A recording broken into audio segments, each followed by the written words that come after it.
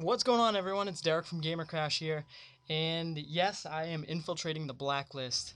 As you can see, it's been a long time, but Sam Fisher has finally returned to PCs and consoles all over the place here. And while I do plan on giving you some gameplay looks at various things like co-op and even some campaign pieces and definitely Spies vs. Mercs, I wanted to take a moment today to talk about kind of something that hasn't been talked about too much.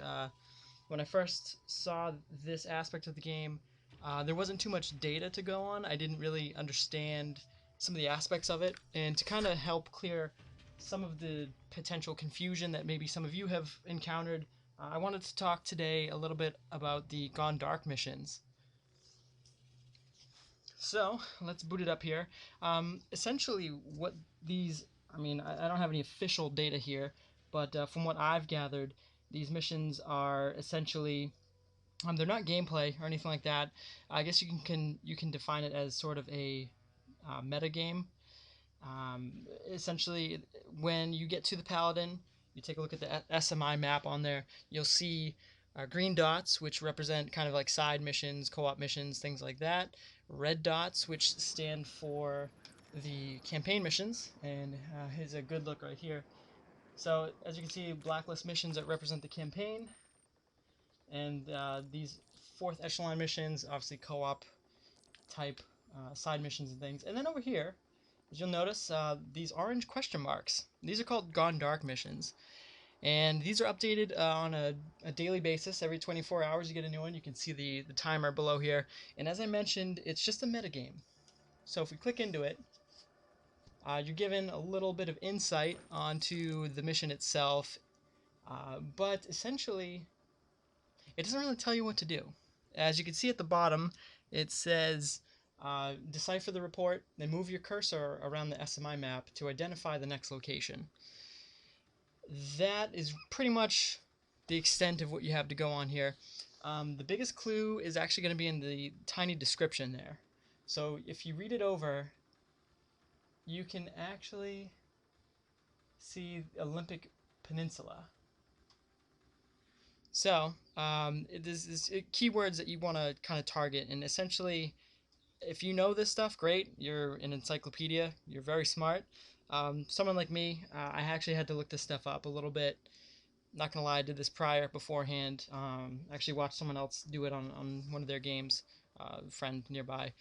But regardless, you got to kind of pick out some keywords here. So in this case, we're looking at the Olympic Peninsula.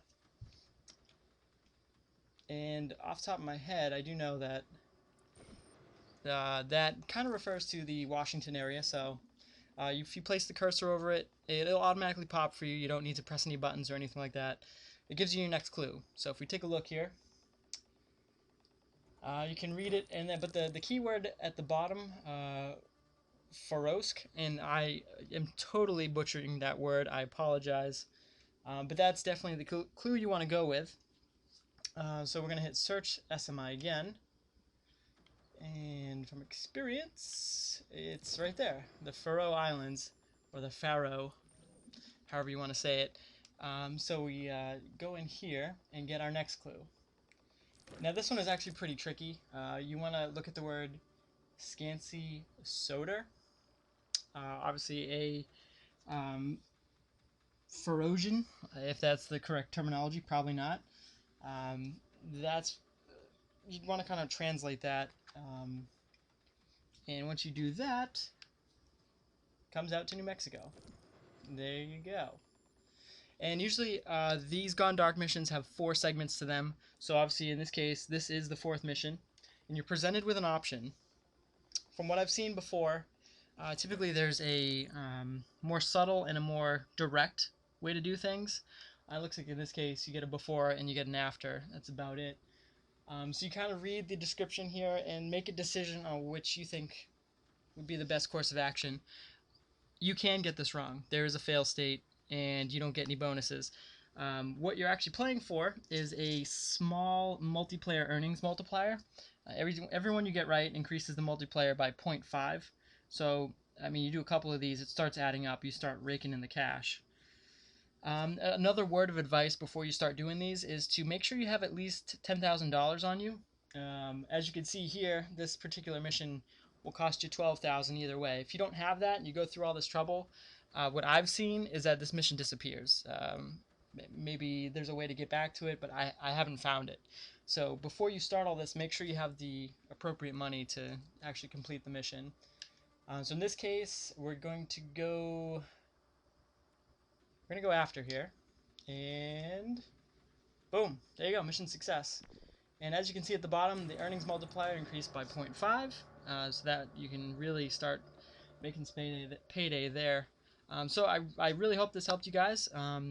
Any questions, definitely leave it in the comments, and don't worry, I'll have plenty more content coming for Blacklist soon enough.